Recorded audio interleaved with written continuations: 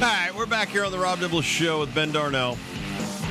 Alec is on our YouTube channel doing the video right now. Check that out. We will be talking to Kyle Larson coming up here in 25 minutes.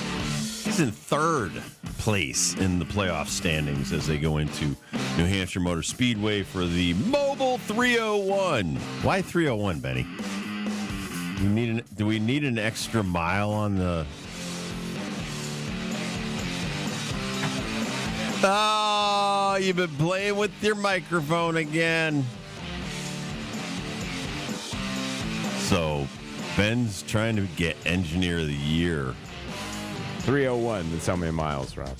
I know how many miles. I'm saying, why do we need an extra mile? Why do we need one more? Well, why not the 300 or the 400? It doesn't, there's so many laps. Right, and it doesn't work out with the math for it to end on the finish line unless we do the extra mile. Yeah, so we need that extra mile. Oh, those engineers. That's some crazy talk. All right, Boston Red Sox. Let's talk the end of the season here.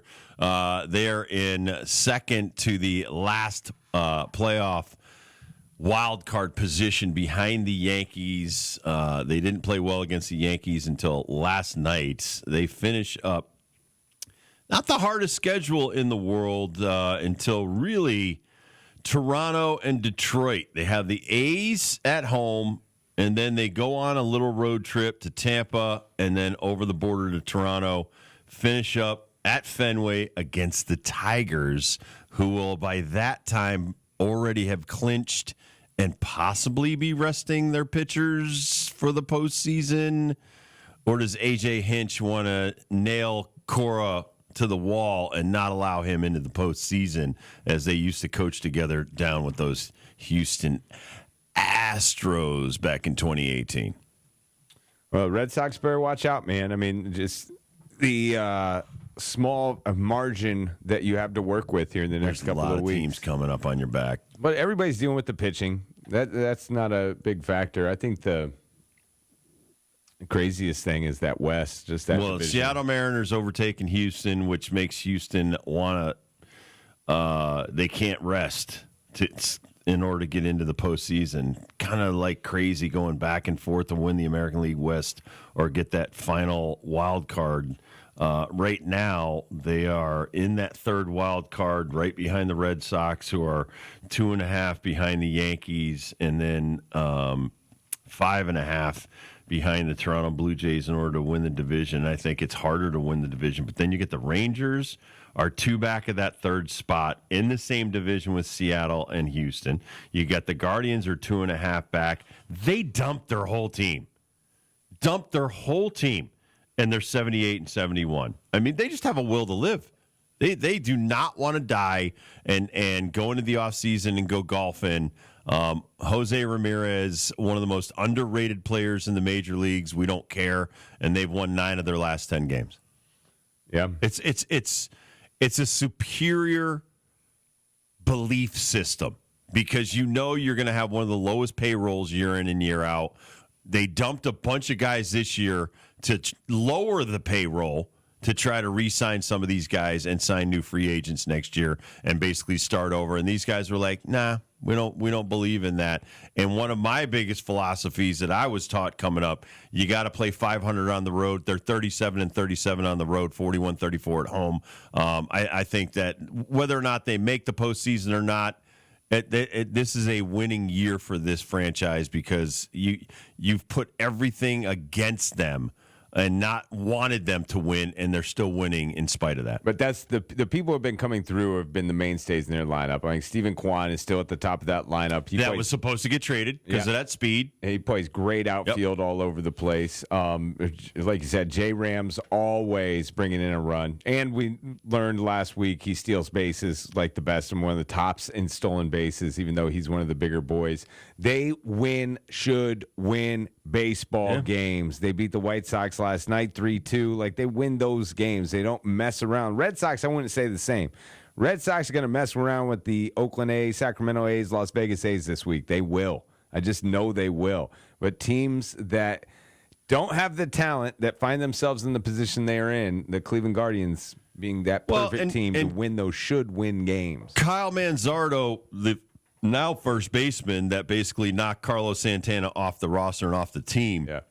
26 home runs, 67 driven in. Carlos is an older player. He basically wasn't as valuable because he wasn't putting up the numbers, so they were able to get rid of him. But Bo Naylor, they've traded his brother away, and he has kind of come into his own, so maybe that is one of the better things. Still doesn't hit for average, but I don't need my catchers to hit for average. When I was playing, no catchers really hit for average. If they did, it was like a Mike Piazza type guy or Gary Carter. Those guys are in the Hall of Fame. Craig Biggio, they moved him to second base and center field. Most of the time, if you're that good of a hitter, they don't waste you behind the plate unless you're an amazing game caller. Look at Austin Wells. You can't do it. It's difficult. His average has gone down. He's still got decent power numbers, but it's exhausting. You're not only catching and squatting, but you're throwing the ball back as much as the pitcher's throwing it to you. You're worn out. By that fourth at bat, you're pretty much no gas in the tank. So Bo Naylor had a big hit the other night, big game-winning home run. But still, like you said, they're doing it on fumes. They are doing it on fumes. They even traded Bieber at one point this year to the Blue Jays to make them stronger.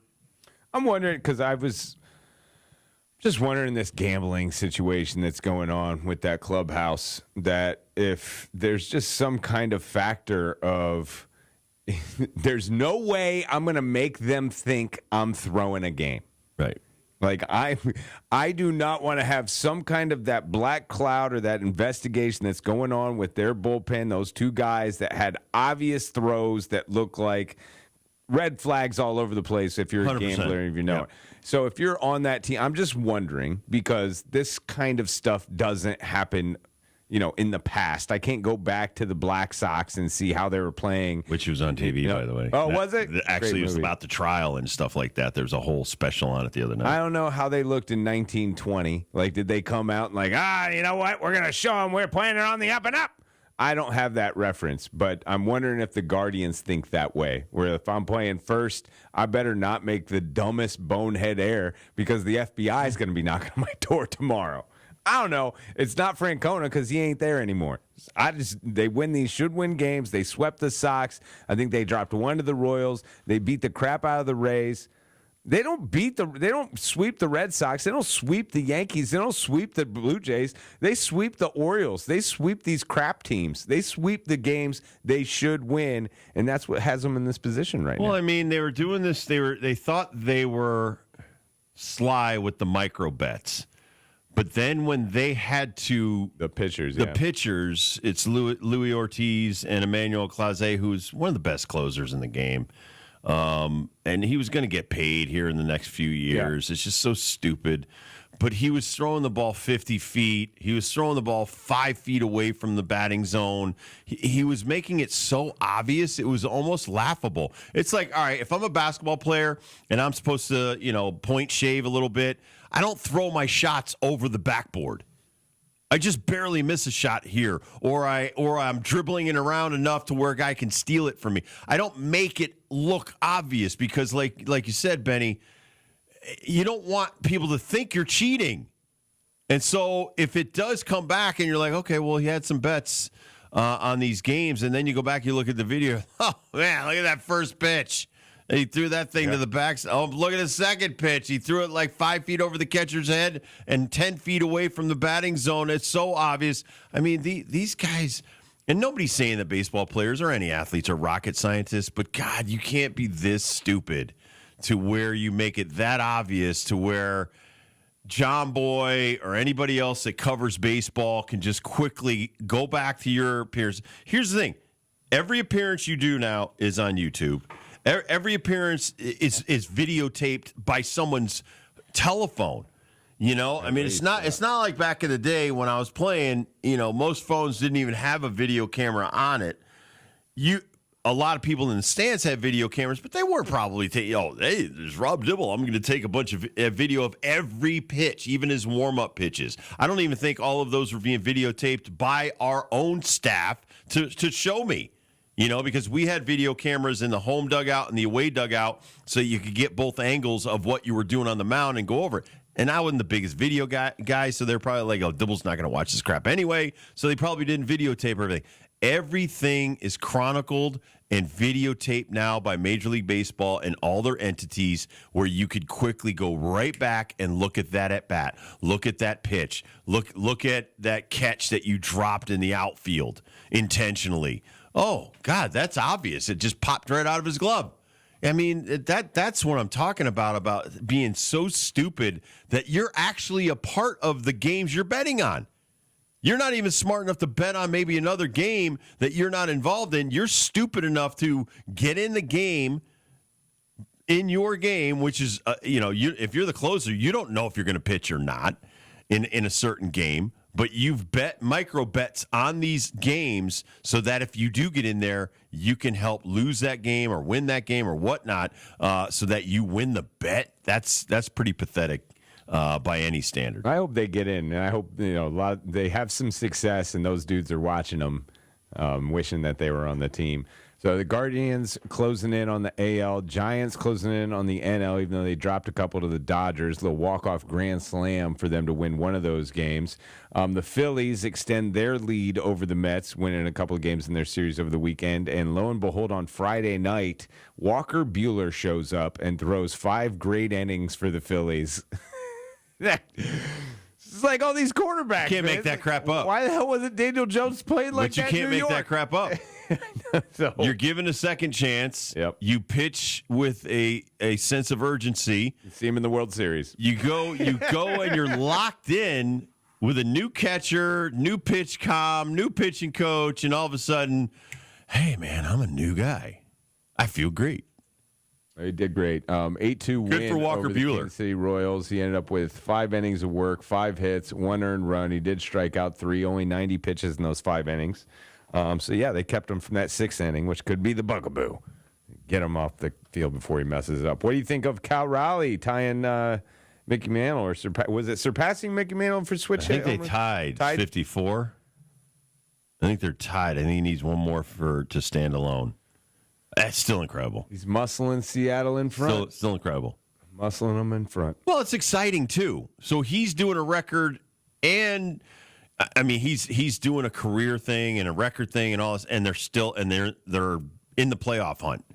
And some of these other guys, he's kind of raising their level of play, which is cool to see as well. Because some of these guys were not having great years, and now they are. And Cal Raleigh obviously is having, if this guy can get 60 home runs, and that's, I don't know if that's a big stretch. I don't think it's a big stretch. I don't He's at think 54. so. Right. Needs 6 more, and what? He's got like 13, 14, 15 more games, somewhere around there.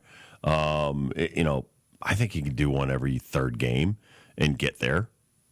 I think that would be incredible. And then make the postseason, and then, maybe come up with some big hits in the postseason. This could be a magical year. This could be your year, man. So at Kansas City for 3, at Houston, he does have 3 glorious games in Colorado. Oh crap, that's home. Never mind. Oh, but he's It's gonna still face Colorado pitching. Yeah, still gonna face some pitchers. Maybe Kyle Freeland will be on the mound for him. Oh yeah, maybe he'll hit somebody. These Rockies officially eliminated, huh? Oh man. I do like this stat. I always track my 300 club in Major League Baseball, batters that are hitting over 300. This is really cool. I mean, it's really sad, but it's really cool. There's only 6. 50% of those 6, 3 of the 6 are one team. Toronto Blue Jays. Bo Bichette at the 3rd spot. He's batting 311. Vladdy Jr. at 304. And then our man George Springer at 303. Springer's having a great year. Bo Bichette's a free agent at the end of the year. This is a perfect year for him. Judge has fallen back to the pack. He continues to hit long balls, though. Just fun to watch baseball right now. A lot of great stories going on. Some of these pitchers and stuff like that. I did not know. So Will Warren, he gives up 6 runs in the 1st inning last night. My wife makes a comment. She's like, well, he can't come out right now. He's got to save the bullpen. And if she wasn't right, that dude went 5 innings and shoved it to the Red Sox, and the Yankees nearly came back and won that game. I thought that was a gutsy performance So they were showing the 31 starts to start your career with the Yankees. He tied a bunch of dudes in Yankee history. So that guy's next start will make some Yankees history for Will Warren. But yeah, not every start is going to be magnificent. Not every start is going to be some kind of record-breaking thing. But in a reverse way of giving up 6 runs, you suck it up, save your bullpen for the next day. I thought that was admirable by Will Warren, as now the Yankees go to Minnesota on that late night flight from the game last night, and then all of a sudden, these guys have a shot to do some damage in Minnesota, and possibly there's the outside chance of winning the division. And that's what being a team player is all about. So people will forget what Will Warren did, but I certainly won't, because I thought that was pretty cool, and my wife was the one that noticed it. Carlos Rodon will be pitching tonight for the New York Yankees. A lot of great games, great matchups at the end of the night. Some late-night West Coast baseball to pay attention to. Haven't talked a lot about the Dodgers. Dodgers-Phillies will be 10-10 tonight. That's a good matchup. Rangers Suarez-Sheehan is that pitching matchup. Giants D-backs, both of them are scratching out wins to get closer to those New York Mets in that final wild card spot. Tang versus Gallen. And then Rangers-Astros for you American League West fans. Leiter versus Alexander. Hey, by the way, the kid pitched for the Giants tonight. How many 6'4", 240-pound kids from Taiwan have you ever seen? Kai Wei Tang. Kai Wei Tang. Yep, he is throwing 26-year-old from Taiwan, trying to help those Giants overtake those Dodgers. He's been on the team for a couple years, man. I know. Kai Wei. We'll see what he does tonight. Big spot. Big spot for the kid. Big spot. Diamondbacks still hanging in there. Zach Gallen going for them as well. All right.